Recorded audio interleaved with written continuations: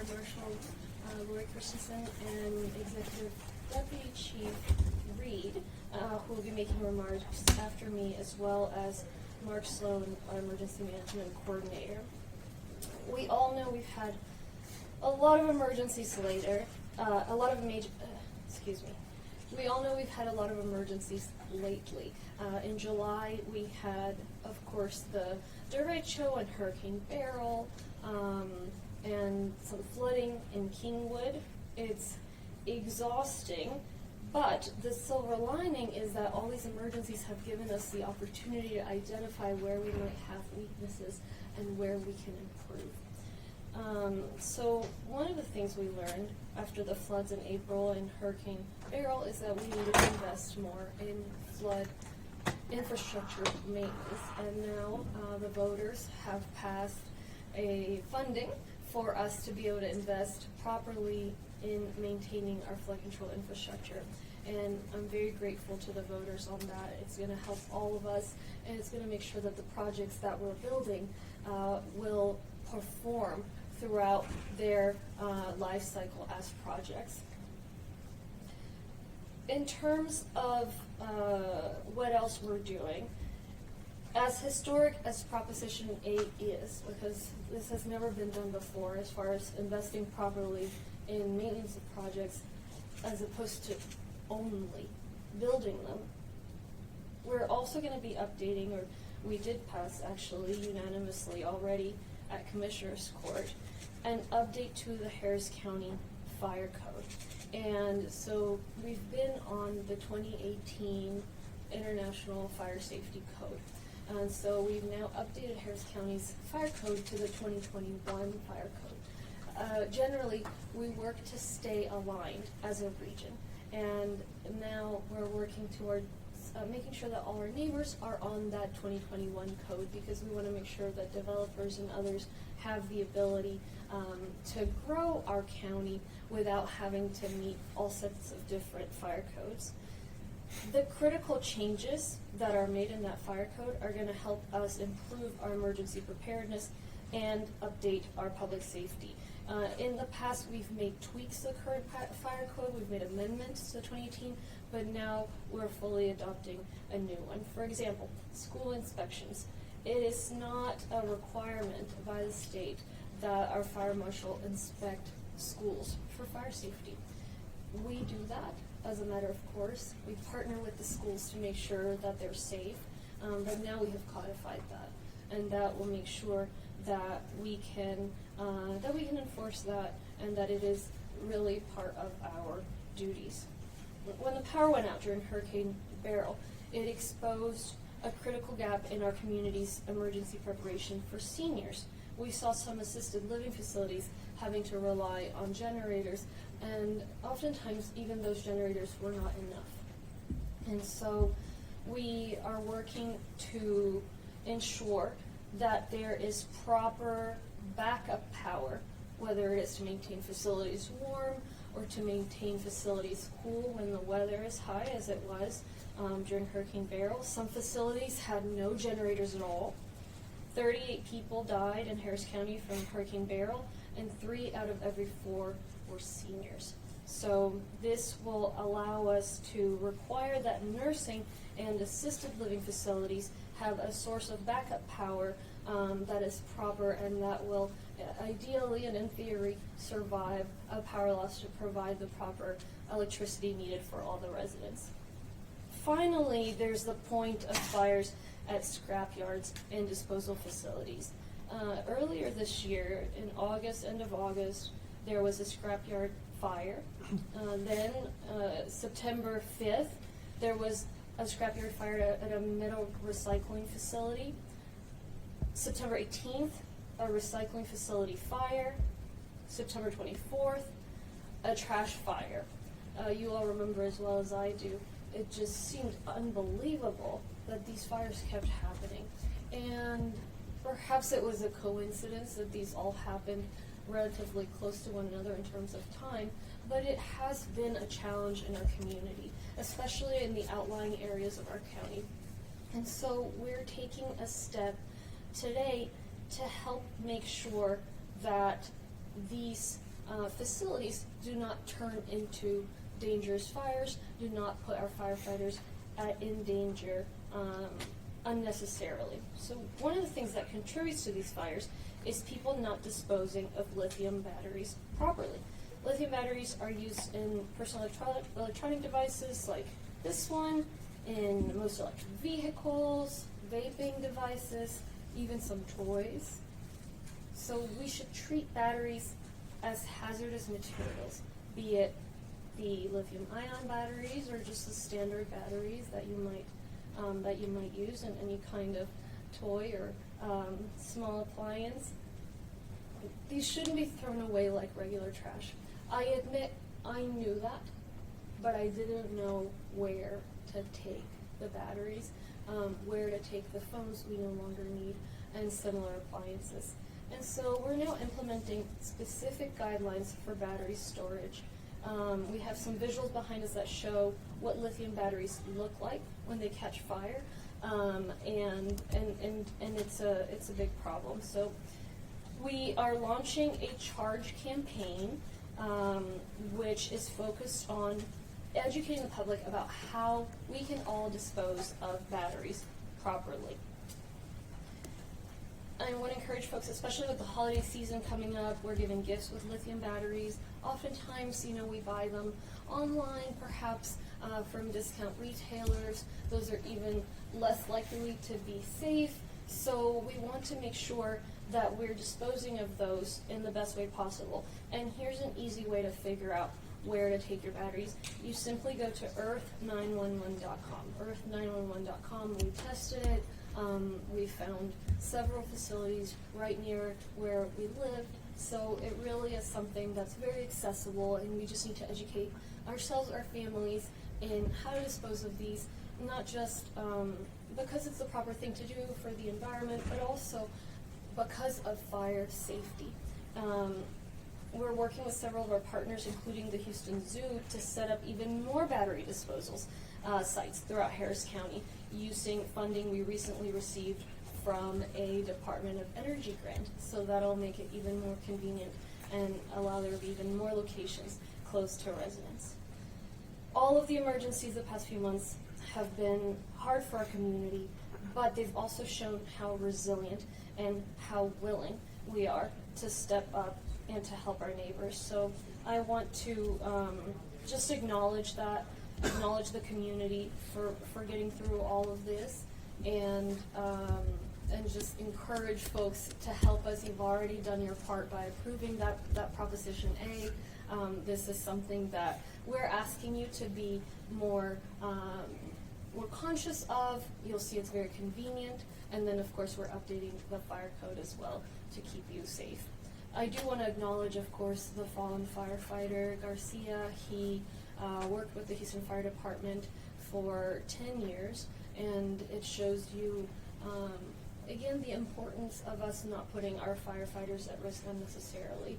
We were discussing earlier, a lot of the firefighters around our county, around the nation, are volunteer firefighters. Of course, this was not the case with him, but in any case, he's putting his life at risk, and at this point, it was a tragedy. So tomorrow, we will be declaring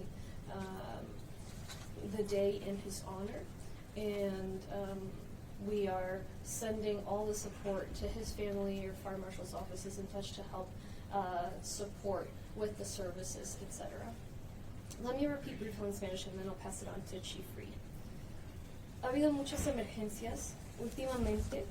Por ejemplo, el incendio en Deer Park, el huracán Beryl, el derecho, las inundaciones en el área de Kingwood. Y bueno, uno se cansa, pero el lado positivo es que hay aprendizajes acerca de la preparación de emergencias. Un aprendizaje, por ejemplo, después del huracán Beryl, nos dimos cuenta que no estamos invirtiendo suficiente en mantener la infraestructura de control de inundaciones. Entonces, pusimos una iniciativa en la boleta ahorita de las elecciones de noviembre, pidiendo a los votantes que aprobaran fondos para mantener de una manera apropiada nuestros proyectos de control de inundaciones, y los votantes aprobaron esa propuesta. Entonces les quiero dar las gracias por eso.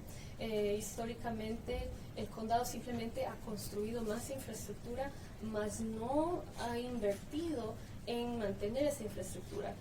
Como un automóvil, uno tiene que hacerle mantenimiento, si no, no va a funcionar. Entonces es un cambio que tal vez es obvio, pero es algo que no había sucedido. Entonces va a ayudar bastante el impacto o la eficacia de nuestra infraestructura. Hay más iniciativas que estamos tomando. Por ejemplo, el código de incendios que tenemos en el condado Harris. En este momento estamos trabajando, ayer estamos trabajando con el código de incendios del 2018 y habíamos hecho ciertos cambios uno por uno. Hoy día acabamos de adoptar el código de incendios del 2021 y hay uno de 2024, pero la idea es que haya un código consistente a través de todas las entidades de gobierno en la región para que los desarrolladores tengan un código que van a seguir. ¿Cuál es el cambio con este código? Primero, las inspecciones a las escuelas. Nosotros hacemos inspecciones a las escuelas, trabajamos con las escuelas para asegurarnos que sean seguras en cuanto a la posibilidad de un incendio, pero no es un requerimiento bajo estatuto estatal. Entonces, con este código ya va a ser parte de los requerimientos locales, va a asegurar que podamos realmente forzar que eso se lleve a cabo. Otro tema es el requerir preparaciones adecuadas en residencias de asistencia, residencias para personas de tercera edad. Durante el huracán Beryl murieron 38 personas, 3 de cada 4 eran personas mayores de edad, 38 personas aquí en el condado Harris. Y la razón es básicamente que los generadores no funcionaron, que si habían generadores no fueron suficientes. Entonces esto va a asegurar que nosotros podamos visitar las varias entidades que cuidan a las personas mayores, personas que necesitan asistencia, y verificar que hay suficiente infraestructura, suficiente preparación para poder tener energía de respaldo y mantener dispositivos médicos críticos. Finalmente estamos trabajando para reducir los incendios en depósitos de chatarras y centros de desecho. El 28 de agosto de este año, 5 de septiembre, 18 de septiembre, 24 de septiembre, hubieron incendios en depósitos de chatarras y en centros de desecho. Pareciera una coincidencia que hubieron tantos tan seguido, pero esto es algo que sucede a través del condado, más que nada en las áreas exteriores del condado, pero es algo muy consistente. ¿Y por qué sucede esto? Más que nada son las baterías de litio que se encuentran dentro de celulares como dentro de los vehículos eléctricos, inclusive ciertos juguetes. Entonces ahora que vienen las navidades, las vacaciones, y usted va a comprar nuevos equipos, juguetes, lo que sea, y tiene que desechar los más antiguos, o a futuro, les pedimos que por favor lo hagan de una manera segura. Así hacemos nuestra parte para prevenir incendios. Es súper fácil.